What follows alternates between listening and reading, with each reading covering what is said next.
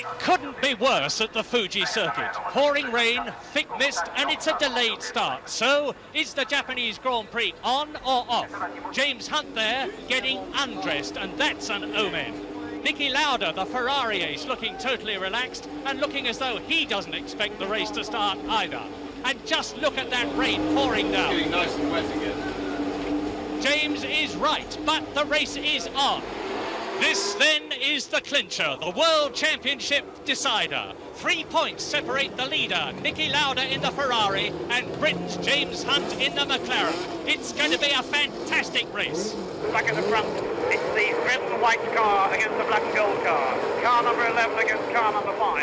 And who is going to reach the corner first? The flag is down. Flag is down and Hunt is edging fractionally ahead. But right to side by side. Lauda dropping back a little bit as they swoop down to the first right-hander. And who is going to get to that right-hand corner first? John Watson moving through. James Hunt has just put his nose in front. Watson might push Andretti out.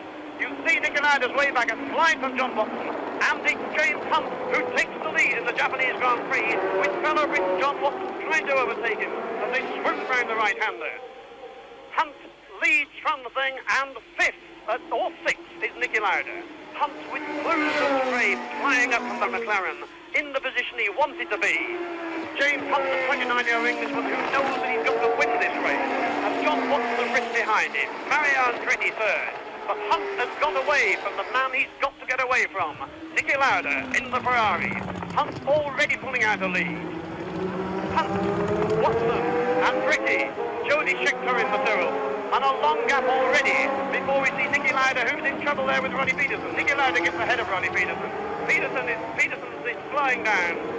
Peterson's flying down. I'm sure that's Ronnie Peterson stopping in his march there. But Hunt is the man that's in the lead. Coming out of the gloom now, throwing up spray at John Watson behind him. Coming round to complete the first lap of a race which we think may only last 43 laps. With a good lead, he's done it. James Hunt has at least done what was expected of him at the start of this race. He's got clear. Watson's in his spray, but Niki Lauda is certainly as far back as sixth. There goes Hunt. Now wait, and there goes John Watson. There goes Andretti. But Hunt completed the first lap, well in the lead. Oh, but look at that car snaking now. Those are the conditions. A tight right-hand apex, one tiny little bit of pressure, and that's how dangerous it is. Any driver could spin off at any time, but Hunt is in the lead, and at least he's got a clear road in front of him, and in fact, a clear road behind him. The second lap of this race, James Hunt in the lead, Andretti there third, having a battle with Jody Scheckter in the Tyrrell. And already into the pits, I'm afraid, we've got Larry Perkins, the young Australian, in the Brabham that was damaged this morning. There goes Andretti, the man who was in pole position, but the man who not only managed to keep up with Hunt at the start, but in fact dropped back behind John Watson. So two British drivers leading the first Japanese World Championship Grand Prix, but Hunt's going to have to be ever so careful. He's turned onto this straight. He's doing over 100 miles an hour despite this spray and this rain. But when we saw him come to this go, and look at the distance already. Andretti and Jody Scheckter dueling their way down, Brambilla getting up amongst them. And here, emerging from the gloom, having completed 2 laps, James Hunt in the McLaren, leading the Japanese Grand Prix. Edgily around that corner. Nobody in his mirrors at all. And a sensational start. And Brambilla has got in ahead of Andretti and Scheckter and must be lying third behind John Watson.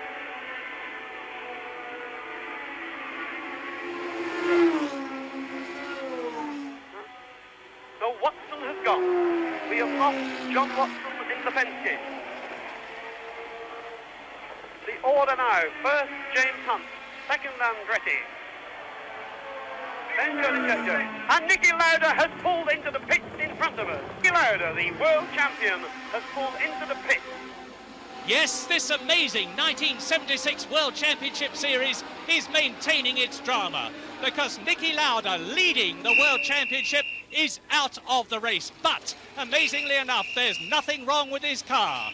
Niki Lauda talks to Daniele Ordetto, the Ferrari team manager, and says the conditions out there are too bad, I've had enough. and who can blame him after his dreadful accident in Germany? And so now, James Hunt, number 11, only has to keep going to win this year's World Championship.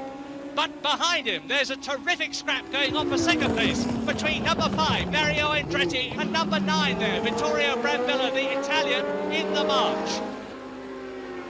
But James Hunt still leads on lap 17, and still behind him, the battle between the black JPS and the orange March. And just look at the way Brambilla is challenging Andretti as they come up to complete their 17th lap.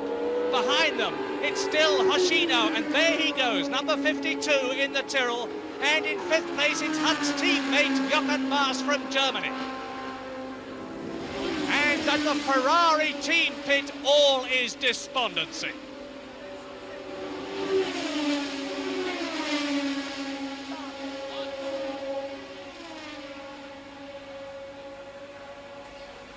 Niki Lauda there, out of the race, but looking cheerful as ever in spite of his adversity. James Hunt on his 21st lap with Brambilla tucked right behind him, as you see here. There's 2 seconds only between Hunt and Brambilla. And Hunt certainly wants to get into a contretemps with the 38-year-old Italian. Brambilla trying to get him on the inside of the right-hander as they come out of the pit. Hunt's watching him in his mirrors, edging his way carefully around, having to concentrate now as never before in this race. Starting to swoop downwards to a tricky adverse camber. Brambilla still on his tail there. Coming to the right-hander in 4th gear that will lead him down the hairpin. Oh, and Brambilla chopping inside him. Brambilla trying to get past James Hunt. Hunt has got the line. Brambilla trying on the other side. Brambilla's going through, and Hunt has let Brambilla. No, he hasn't let him pass. Side by side, Brambilla up, and Brambilla spins. And he missed Hunt by inches. This is what James Hunt must have been afraid of. What a fantastic miss for James Hunt. Let's see it again and hear James say whether they touched. Well, we didn't touch, but I was thinking, well, you know, he's passing me, and he came screaming past an inside and slid wide, so I just gave him the elbow going out, and apparently he wasn't, well, you know, that's the normal thing to do, and he wasn't ready for it, so he had a spin, which was very kind to me. So it's coming up now to the half distance, just under the half distance lap. It's 73 laps in this race, and we're now almost up to lap 35, and Maas is through. Maas taking station behind James Hunt in 2nd place. McLaren 1st, McLaren 2nd, and a March in 3rd position. And Maas is driving a beautiful race as Hunt comes round to the left-hander at the hairpin, accelerates away, up towards the right-hander. Maas holding station behind him as he comes up to the right-hander, looking beautifully steady. It's Hunt, McLaren, Maas, McLaren, into the 2nd right-hander, and Jochen Maas, Maas has lost it! Jochen Maas has lost it! He's going off the circuit, he's hit the Armco, and Jochen Maas has pushed the front wheel right under the superstructure of the car. So Jochen Maas now is going to be out of this race. There's absolutely no doubt about that. Look at the stricken McLaren drawing to a standstill. Out gets Maas. And now there's a new battle for 2nd position. It's a battle between Patrick Depailler, number 4 in the Elf Tyrrell, and behind him, Tom Price in the shadow, the Welshman. So, a Frenchman in 2nd place, an Englishman leads, and a Welshman in 3rd place. And as Depailler in the 6-wheel Tyrrell goes round the right-hander, here is Hunt on lap 48, on his way, he hopes, to his 7th official win in this year's championship. Hunt lead, and Price is out. Tom Price out of the race in 2nd place. Lap 61, and Hunt still leads. Coming down to the right hairpin. There in your picture you see Patrick Depailler, who now has James Hunt in his sights, just as he did at the Canadian Grand Prix. And Patrick Depailler in the 6-wheel Elf Tyrrell could be the man to stop James Hunt winning the race, though not winning the championship. Now suddenly this race has been totally revitalised. It could be because of tyre wear, there could be some problem that we don't know about.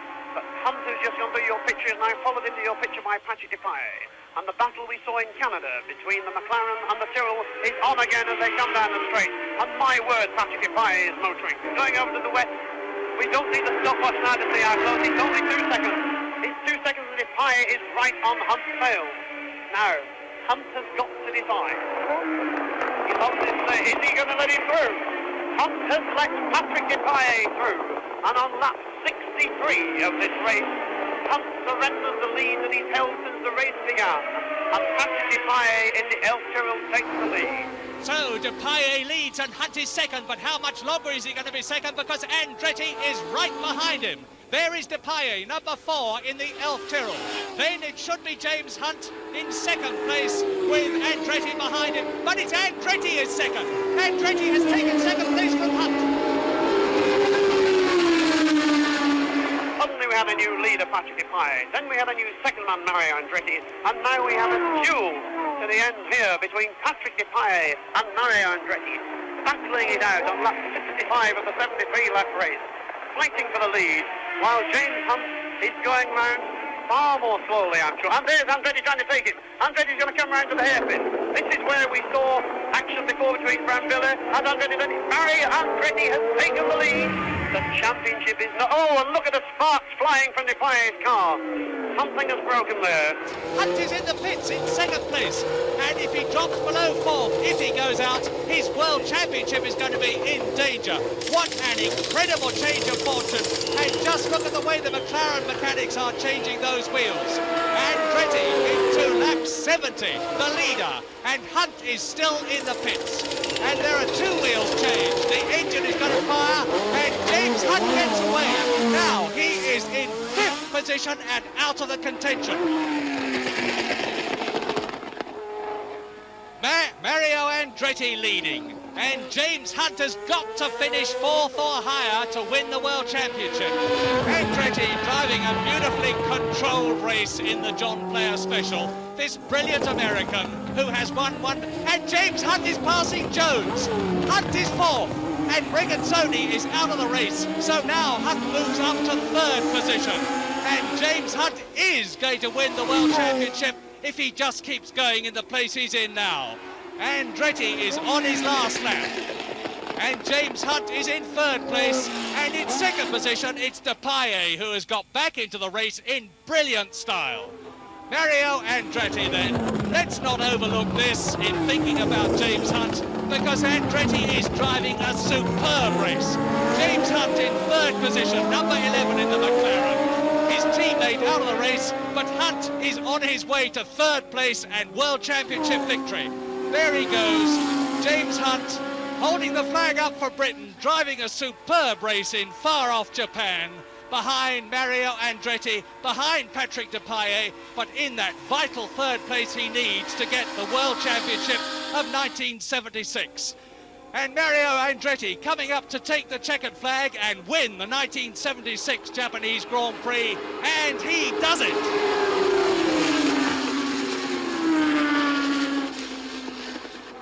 But there, I think the scenes in the McLaren pits will speak for themselves. The mechanics who made that tyre change will be going bananas, but the jubilation that's taking place in the McLaren pit is there for you all to see. Yeah, well, you know, I feel really sorry for Nicky in that I feel sorry for everybody that the race had to be run in such ridiculous circumstances because the conditions were dangerous, and I fully appreciate Nicky's decision, and after an accident like he's had, what else could he do? And quite honestly, you know, I wanted to win the championship, and I felt that I deserved to win the championship. I also felt that Nicky deserved to win the championship, and I just wish we could have shared it.